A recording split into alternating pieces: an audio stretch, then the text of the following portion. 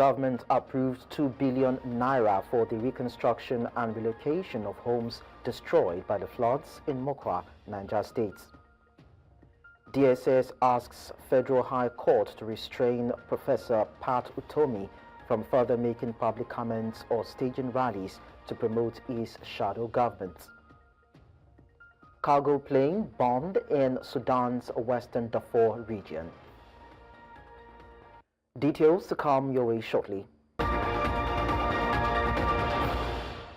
We begin in Niger State, where the federal government has approved the sum of 2 billion naira for the reconstruction and relocation of homes destroyed by the floods in Mokwa, Niger State.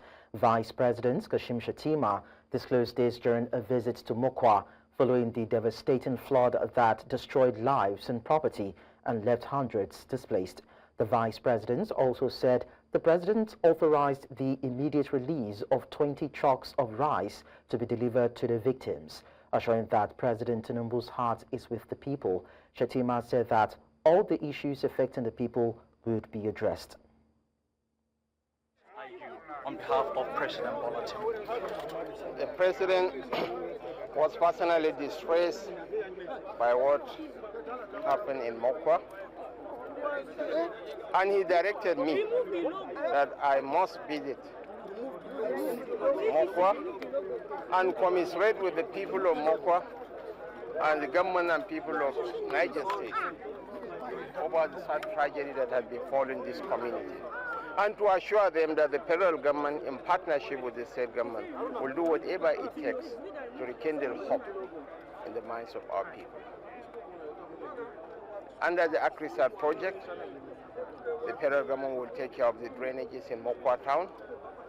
Yeah, the President has already directed the Minister of State for Agriculture to relocate to Mina for the next 1 week to see that 20 trucks of assorted food commodities are delivered to this distressed community. Most importantly, we have to find windows of rebuilding lives and hopes of the people.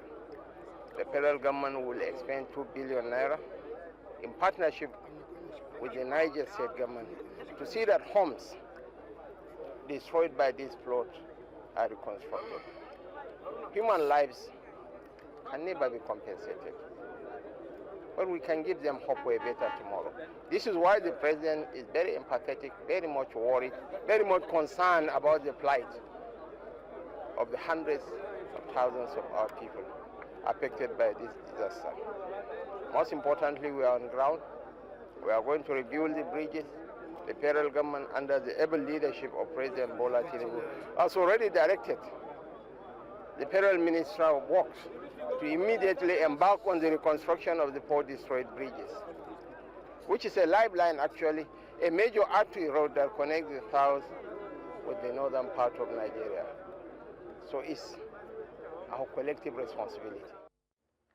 Meanwhile, Governor Omar Bago of Niger State has cancelled all Eid al-Kabir celebrations in the state to honor victims of the recent flood in Mokwa local government area. The flood, which occurred on the night of May 29, has killed over 200 people, affected 503 households, and displaced 3,018 residents. 3 bridges in the area were submerged and destroyed, posing a logistics nightmare for humanitarian workers. In a statement issued by Abubakar Usman, Secretary to the Niger State government, Bago directed low-key Eid al-Kabir celebrations in emirates across the state. The Niger State governor suspended Hawan Bariki, Durba, and other Salah-related activities. Now, our correspondent, Joshua Imarayu, who has been monitoring development in Mokwa, joins us for details. Joshua, now, thank you so much for joining us anyway. How are the flood victims and people within affected communities feeling about the government intervention? Well, it is joy in their hearts that finally they get to see someone who has said something to ameliorate the conditions they are currently in. It is good news for them, and all those are promises, and they are expectant that these promises are fulfilled to the latter. So they are expecting government to perfect all promises and pledges they've made to them this afternoon and bring them succor to where they really need it. So that is the mind of those in Niger State, Mokwa local government in Niger State. Well, that is it, and they believe that since the federal government has made this pledge, they are going to fulfill them. Okay, is there any idea if a social register has been opened for the victims to ensure that they receive government reliefs and that it is not infiltrated? Well, based on earlier records, it is believed that they do have a clear record of those affected by the flooding, because just yesterday with them, I understood that they have a complete register of those affected. It was that same registrar they used to deliver some of the food items that was brought to them earlier by NEMA and the state government. So I believe they have a complete register of those who were affected, the houses affected, number of casualties, and those alive and those in need, and particularly the amount of things and properties they lost. So I believe they have a complete register of those affected and those that will be brought to relief when needed. That some victims displaced by the flood are dissatisfied about the handling of the relief efforts. Is there any truth in that? Well, to an extent, there's a clear truth in that, because I spoke to some of them who voiced out their opinions and complaints that most they've gotten from this entire situation is just rice, that they have been left to their fate in sleeping in the cold and basically patching up with a relative, friend wisher or a one wisher or two. But I think based on the intervention by the federal government, the entire case will turn around and they would not continue sleeping in those areas, because earlier they lamented that there was no camp based on the earlier things we've heard from the state government saying there was camp, but they refuted saying that there was no camp. And I believe that subsequently the federal government will actually condone that area to allow proper fumigation and sanitization of that environment to forestall any kind of disease outbreak particularly. So with the pledge that the Vice President made on behalf of the federal government today, we expect that these people will be given the necessary intervention they deserve, and particularly to cushion the entire effect of the flood on them in Niger State, north central Nigeria. Now, according to reports, over 200 bodies were said to have been recovered. Now, I'd like you to confirm if rescue efforts are still ongoing in the affected areas, probably to rescue more bodies or to recover more bodies. Well, 3 days ago, the deputy chairman of Mokwa local government area told newsmen that the search and rescue effort has officially ended. That if at all there should be a search, it is no longer a rescue effort, because by now most of the bodies swept away would have most of those who have been swept away by the flood would have died, and so it is not feasible to say that it is a search and rescue effort, more or less a recovery effort to recover corpses of those that have been killed by the flood. However, I urge some of the residents and those who are finding their corpses, their family members who have died as a result of the flooding, to go ahead and bury their corpses to forestall any kind of disease and ailment that those corpses might bring to them. Because we understand that if those corpses should allow to linger on and be within them, it is going to result into deadly outbreaks that cannot be forestalled. So I believe by this time they will go ahead and bury the dead. But as regards to the amount of people that have died, what the government is doing is an estimation. Most times when those who are affected find a relative or two who died as a result of this flood, they go ahead to bury them. So the government does not have this particular figure. Those figures that the government have are those that they recover themselves. So this is where we are in the current situation in Mokwa. All right, thank you so much, Joshua Marai, for giving us the updates. We'll probably track back with you to get more if they're ready. Thank you. Let's now talk to Moses Idika, who is a public affairs analyst, to get his perspective on this. Moses, Thank you so much for standing by. Now, you just listened to our correspondent talk about government interventions and efforts to actually placate the situation for the victims affected by the flood. I'd like to take your reaction to that. Good evening, and my condolences to the people of Niger State and to Nigeria at large. Well, it's unfortunate again, here we are. Before now, we've spoken about the tanker fires and the kind of speed we have in our emergency response system, which is actually non-existent because what happened, just like your reporter said, the figures banded by the governments and rescue agencies is just the bodies recovered.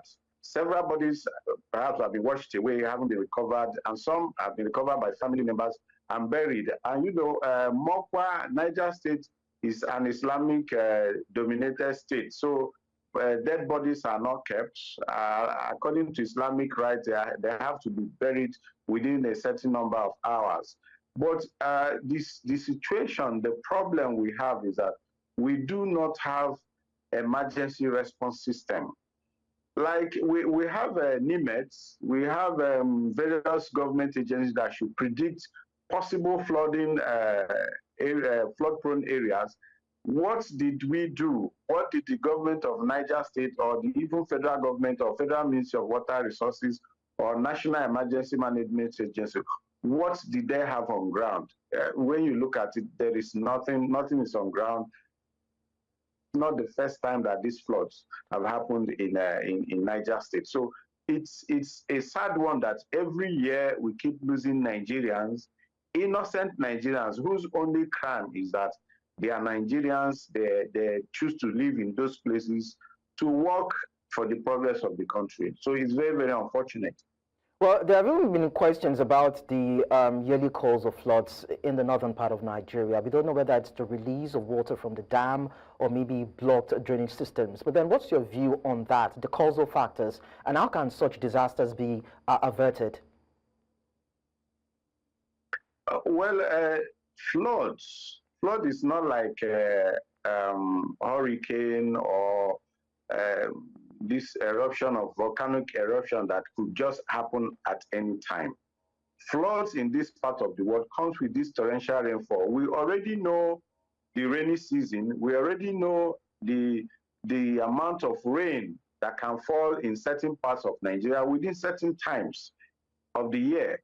So the issue is that despite the consistent and constant loss of lives across, not just in Niger State, other flood-prone areas, the government of the states, of the local government, and the federal government, they have done practically nothing.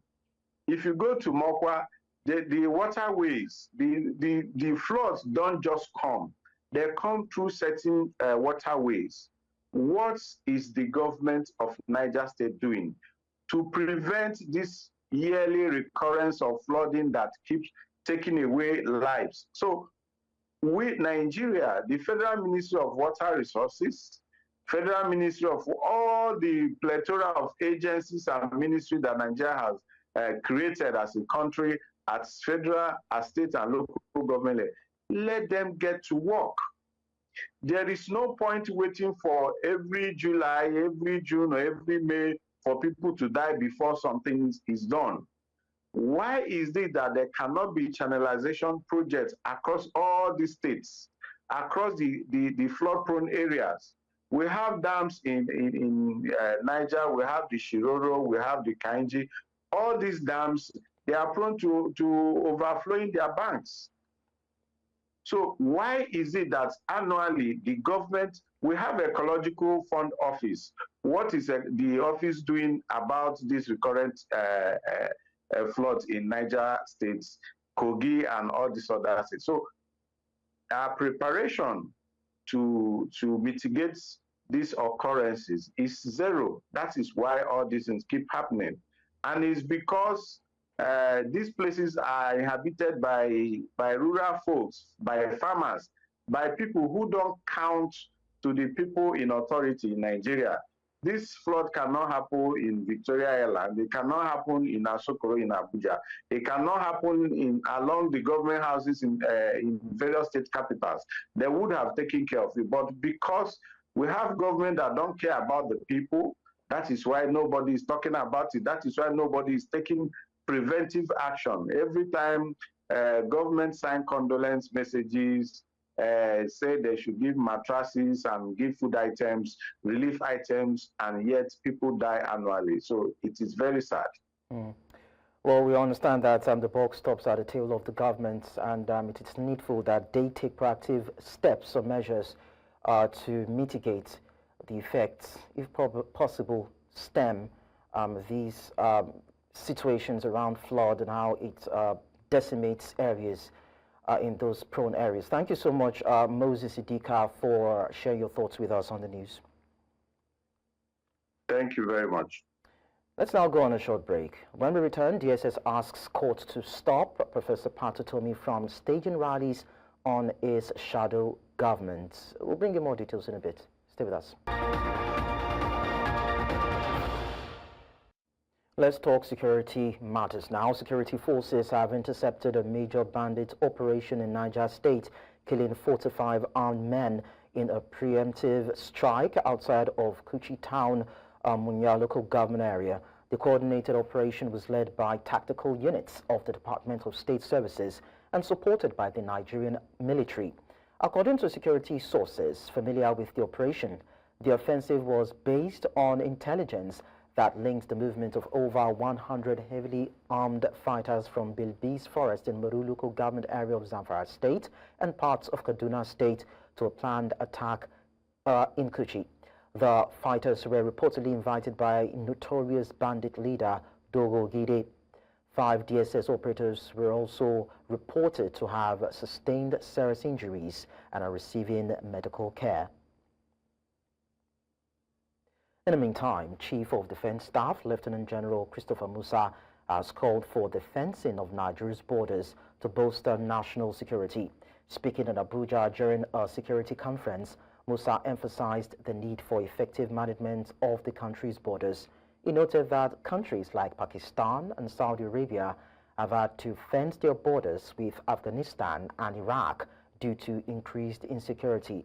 Musa stressed the need to fully secure and assert control over the country's borders, noting that its perceived wealth and abundant natural resources are making Nigeria a target for insurgents.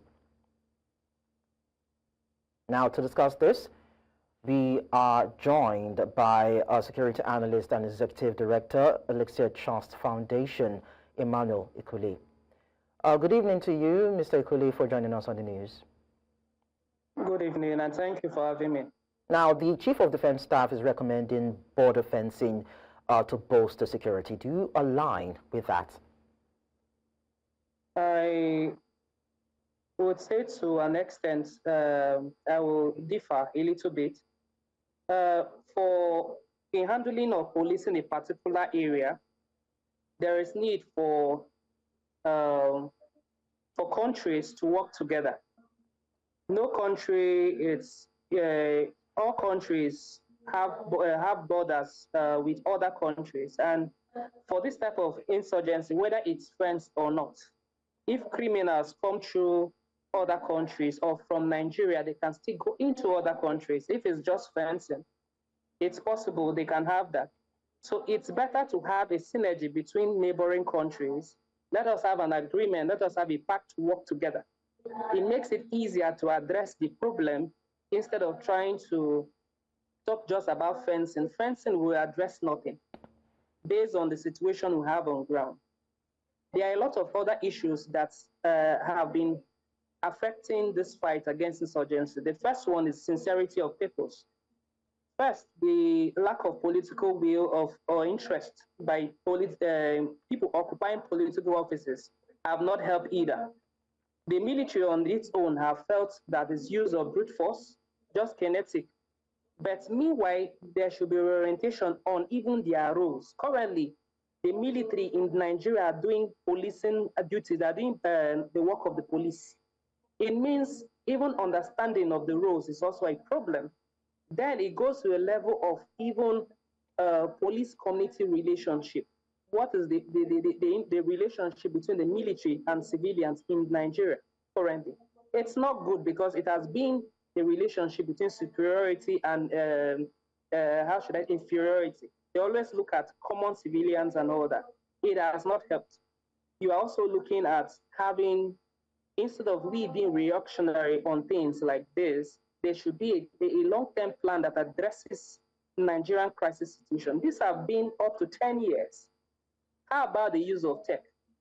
There are a couple of times last year that we heard that drones were being used, and along the line, maybe because of lack of capacity, about 100 persons or thereabouts were being killed. What has happened to those drones? Monies were being invested into it. Why can't it be used to actually help in surveilling, serve as surveillance to our borders? The use of tech can be able to do this and be able to point out those locations that these persons are. How come is it that till date, it's very easy to locate people that speak bad about the government, but it's very hard for them to locate the locations of these criminals. When these people make calls and collect monies with helicopters and all that happening in Nigeria currently. So friends, I'm not looking. It's like it should be like a last resort when other avenues have not provided the needed results. That has not been done. And in this fight against insurgency also, there are no numbers of persons, maybe persons to show that they have been arrested and then they have been prosecuted to serve as deterrent to others. These are issues that have not been rectified. So just building a fence won't fix any problem. So even if we look at the possibility of the construction of a physical barrier, so to speak, to control movement along the border areas, it probably might mean, if we look at it from the angle of cost implication, it's not even a viable plan. Is that what you mean? I'm looking at the resources needed to do that in the first place. If the various borders are not secured, how can we go and start building fence? Look at it from whatever angle at all, look at it. Because the borders, if they are not secured, then how are we going to build the fence in the first place? So that is a big issue on its own. So that has to be rectified first. And in order to rectify that, is sincerity of peoples. Sometimes I feel we have security leaders who should be followers and not leaders. Because the sincerity of peoples, most times, you see them doing more of press releases now than actually giving or showing results of the work they have done in the field. So the examples they are giving about Pakistan and all these persons, they have been using a lot of tech to address some of these security challenges. In Nigeria, we have not seen what the budgetary allocations, what it's been used for. And if these monies are used to get equipment like drones, I said earlier, and we are not seeing the impact of the usage of these drones in securing our borders, then the fence will do it. Even if there's fence, there's still need for tech to be able to surveillance in such areas, to be able to give them intel on how to go into the field or which location to go. So for me, whether fence or no fence, with tech, we can be able to know the locations that have been breached, who has breached them. And if we are trying also to be accountable, that people that have violated these laws are being brought to book, their sponsors, that some of them are even Nigerians, are also being brought to book. So we serve as deterrent to a lot of people, and that is the beginning. We need to purge self. They say charity begins at home. We need to purge ourselves internally before start thinking about people coming from outside to actually harm us. Because internally, we're already harming ourselves. And that should be the first step. Purge ourselves of all the criminals, bring them to book, let the law have its full wrath on them, both the criminals, both the sponsors, and both the beneficiaries. How are we going to achieve that? There have been questions around internal sabotage, not only on the part of maybe the politicians or those who are actually sponsoring insurgency in the country, but then are within the confines of power. There are actually allegations of even people within the military that are also, compromising on the efforts and decimating insurgents and insurgent plans in the country. So who and what institution, what can be done to identify those saboteurs and deal with them? So the first thing is, I said something about political will. If you have a leadership that actually recognizes its role for primary purpose of protection of lives and property, if we have that leadership, then they'll be able to work towards fixing particularly the criminal justice sector. We don't have policing officers, or should I say the service chiefs, that actually have sincerity of purpose in actually tracking these criminals. People make calls in the country. These criminals make calls. These criminals also get transfers. The ransom are being transferred to these criminals at different times. These persons withdraw money. And as long, I know as far back as during the Goodluck Jonathan's administration, the government has been paying a lot of money in billions to have intel or even communications on WhatsApp in this country. And every year the billions increase. So they have the data at their disposal. It's just their willingness to use it for good purpose, instead of just politicizing it and victimizing people that comment against bad governance. So there's also a relationship with also networks, be it MTN, be it whatever. That is why if monies in big companies, even at the level of companies, when they report certain issues of money laundering and all that to police, to an extent, they recover such monies.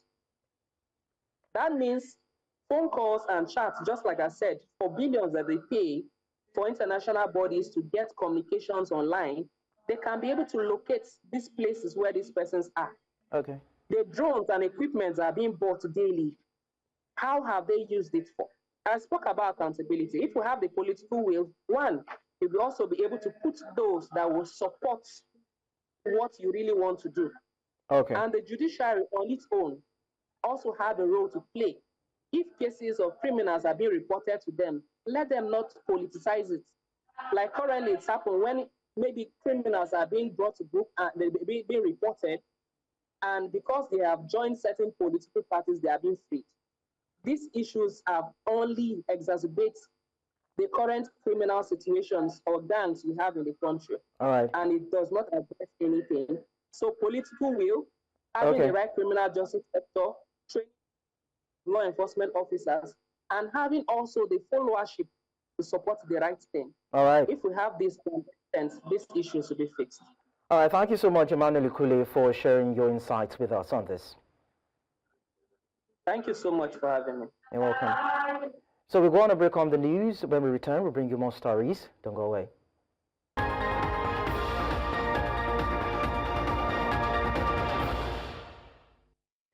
Many thanks for being there. Now, the dramatic rescue of a teenage girl from suspected ritualists in Isiago local government area of Enugu State has highlighted the power of community-driven security thanks to collaboration between local vigilantes and residents. Ukamaka Okoronkwo was saved from captivity, exposing what appears to be a long-standing criminal network operating under the guise of traditional practice. The Central's Chimogede reports from Umojo Isiago. For years, residents of Umojo Isiago in Ezago went about their daily lives unaware of the sinister activities taking place in the home of one of their own. To the villagers, Onyeka Obu was merely a native doctor, a traditional worshipper, until the shocking rescue of Ukamaka Okoronkwo, which revealed a much darker truth. Head of the local vigilance group, John Okeke, recounts how he stumbled on suspicious activity while in the bush and promptly alerted the community. The machine have front. Then more monitor on where young water and so more bend there down to the machine. So we don't know whatever I hope. Hana forgot the cover, Hana Hotano machine, Hana Weber. So when you use there, when I went down, no some Makahaji, and then Hakun Wanaka. Well, then I don't make it on. So more Western is there. So we can one year. That could one of what our but our name ever. The girl I got it and I'll give him. I catch you on. na-efe aka na-eti voda voda voda voda voda voda ofu ya n'ime ha kụjaga ha gara maka meze dị aka sa oke m gukwara aka ochowa agawa adị n'ọrụ wee bụ na n'ọkụgụkwa. Unknown to many, Ukamaka had been abducted from a neighboring village, Azungene, while working on a farm with her father. The next no mezi obiakwa machine baskulaka. Buru nwa m buye na machine. Shagi gasike. O gasike. Manariziam. Amazim yengem. Following the alarm, security forces and vigilante members were mobilized. A coordinated effort led to the girls' rescue and the arrest of 2 accomplices. However, the main suspect, Onyeka, escaped during the operation. By then, I go back to food and emenda. Just one happen. Over one or two, Mama Fadigo. As I went near Macomaya, that's what the guy said. By then, one I had the name of Soka, about 118. Come from those too much in the van. More shout to there. Enugu police spokesperson Daniel Ndukwe credited the success of the operation to effective community policing and local vigilance. In fact, the distance from the police station to the village where it happened, you would know that there's absolutely no way that the police would not just be, if there was no immediate hand supporting us to ensure that this happened, that it happened. While Ukamaka was rescued alive, authorities confirmed that a 16-year-old boy previously abducted by the same group did not survive, raising fears of a pattern of ritual killings. The community's collective action prevented what could have become a recurring horror. Their unity was not only their strength, it was Ukamaka's salvation. In Enugu for News Central, Chinwe Ugele. We also tell you that the Department of State Services has asked a federal high court in Abuja to restrain a politician and a public intellectual, Professor Pat Utomi, from further making public comments or staging rallies to promote his shadow government. In a fresh application brought before the court, the Secret Service alleged that it became aware by intelligence reports that Utomi, who is out of the country and is due to return on June 6, plans to stage road shows and rallies which it fears could lead to public discontent against President Bola Tinubu's administration. Away from that now to Idil Kabir. Ahead of the celebration, police in Kano State has reaffirmed the ban on Durbar activities across the state to ensure public safety. Authorities say threats identified during Idil Fitri remain, and any attempt to breach security will be strictly handled. Intelligence reveals plans by miscreants to exploit Durbar for chaos, prompting continued enforcement of the ban. Meanwhile, Emir Mohammed Sanusi II has announced plans to hold the Salah Carnival amidst fear of generating negative reactions from the supporters of rival Emir Aminu Adobayero. The Emir instructed all traditional rulers and leaders in the state to be present at his Kofar Kudu Gidan Rumfa Palace on June 4 to begin preparations for the carnival. We talk education now. The recent wave of mass failures in key external examinations like JAM and WAEC has once again spotlighted deep-rooted challenges in Nigeria's education system. As students and lecturers weigh in on the causes, attention is now turning to the structural issues within the system. News Central's Omolola Ololade has more in this report. The cracks in Nigeria's education system are widening. Recent technical and administrative failings in examinations conducted by bodies such as JAMB and WAEC have not only triggered distress for students, but have also raised questions about the fairness and credibility of the results. While these bodies have acknowledged some lapses, concerns persist about the authenticity of certain results, particularly as many first-year university students, commonly known as JAMBites, are unable to justify the grades that earned them admission. It's a thing of connections, and corruption has it is the backbone of the whole system of education. So I feel if you want to know, you should like start from their secondary school results and before they go to their WAEC. In secondary school, I wasn't really the type that liked reading, but I didn't like to fail. So my grades were actually good. It's not like they're bad now. Most schools, especially the private school, has even come to like wasn't the case. So students believe that whether I read well, I didn't do well, at the end of the day, I would definitely pass out. There's nothing called fail out. Experts say neither the students nor the examination bodies should shoulder the full blame for poor academic performance. Instead, they identify a range of contributing factors, including the pivotal role parents play in supporting their children's educational journey. I can authoritatively tell you that we withdraw students almost on semester basis based on poor performance. So many of them, those who cannot cope, when they come in here, we see that they are performing below expectation because university has its own role and they must be able to meet all those requirements. So it is one thing to get to the university, it is another thing to be able to cope with what goes on in the university. While schools are primarily tasked with imparting knowledge, active and positive parental involvement significantly enhances student outcomes. A lot of parents are putting things that are not supposed to be put forward to their children and thereby distracting them from focusing on what is important. It depends on how you train your child from home. Like me now, my children knows that I will never buy a result for you. So, but all what it takes for you to read, to have that knowledge, I'll go miles and do it. Although external examinations are designed to prepare students for higher education, many believe it's time to expand the focus. Experts are calling for greater emphasis on alternative learning pathways such as vocational training and skills acquisition to better equip young Nigerians for the future. We must not see going to university, going to tertiary institution as the only path to excellence. That's number one, to success. Number two is the fact that we must also identify that our examination should be, our school system should be restructured. It's not uncommon for students to present stellar A-level results during admission, only to struggle significantly in their first year. While some manage to adapt and excel, others face withdrawal.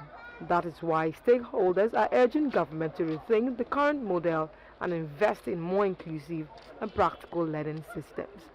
In Lagos for News Central, Omolola Ololade.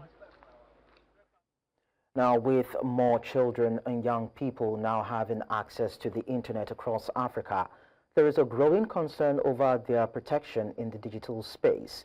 A recent initiative by Avocats Sans Frontières in France and other rights advocates is giving students in Nigeria a platform to champion digital rights and online safety.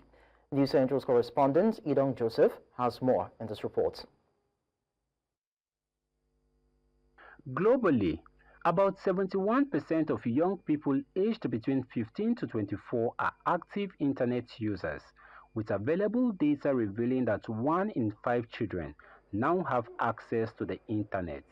This is evidence of a rapidly growing mobile phone penetration.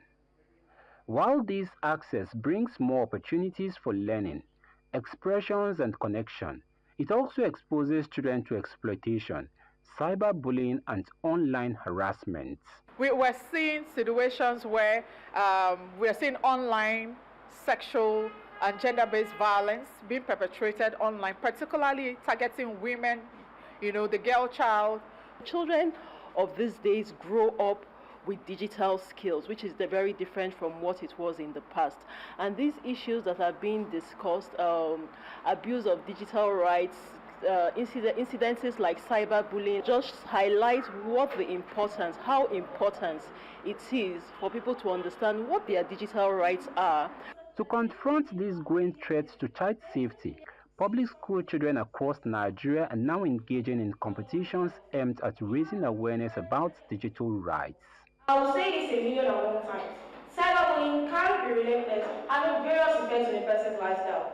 Cyberbullying can affect a person's academic performance, mental state, or even a person's self-esteem.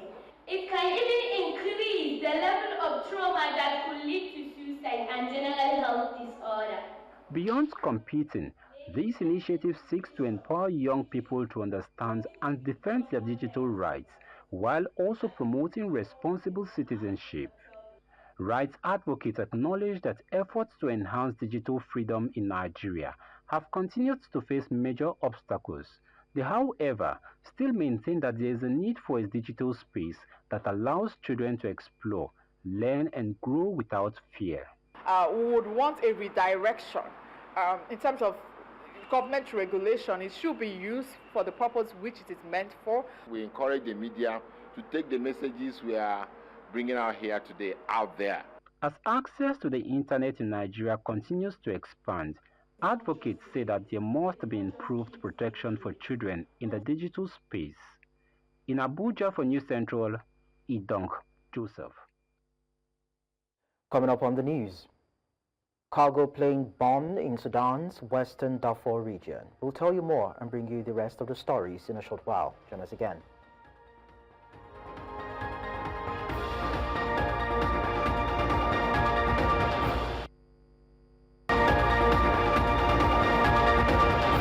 In other parts of Africa, we tell you that a cargo plane was bombed on Wednesday shortly after landing at a paramilitary-controlled airport in Sudan's western Darfur region. The airport in Nyala, the South Darfur state capital, has in recent weeks come under repeated airstrikes by the Sudanese military at war with the paramilitary rapid support forces since April 2023. Early last month, a cargo plane reportedly resupplying the RSF garrison in the city was bombed as it landed at the airport.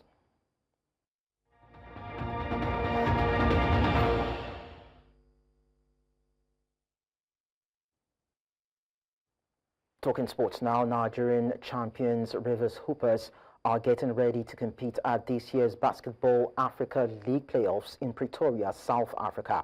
The team arrived at their base on Tuesday, June 3, and immediately commenced training ahead of their seeding match on Saturday against US Monastir of Tunisia at the Sunbet Arena. Rivers Hoopers finished third in last season's competition, and speaking to our South African correspondent Bongani Siziba, team coach Ogo Odaudu and his captain Kevin Amayo are confident of an even better showing this time around. We're in the seeding game, which we were playing on Saturday. We were playing against US Monastir. It's a team that we've played before. We were in the same conference last year, so we played them twice, and we also played them in the quarterfinals last year too. So it's a team that we basically know, but of course it's a different team this year. So we are going to do all the necessary things to do to make sure that we win that game and have a better seeding for the quarterfinals. Just have fun. To be honest, nobody knows what we can do.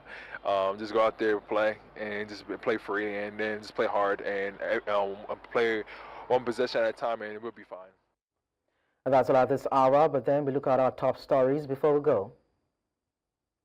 The federal government has approved 2 billion naira for the reconstruction and relocation of homes destroyed by the floods in Mokwa, Niger State. DSS has asked Federal High Court to restrain Professor Patutomi from further making public comments or staging rallies to promote his shadow government. We also told you that a cargo plane has been bombed in Sudan's western Darfur region. Don't forget to send your eyewitness report to the WhatsApp number on the screen. And while you do that, follow us on social media. We are at News Central TV. Do watch us live on DSTV channel 422, GoTV channel 23, Star Times channel 274, Arvo TV, and YouTube. Thanks for watching. I am Likon Onobanjo.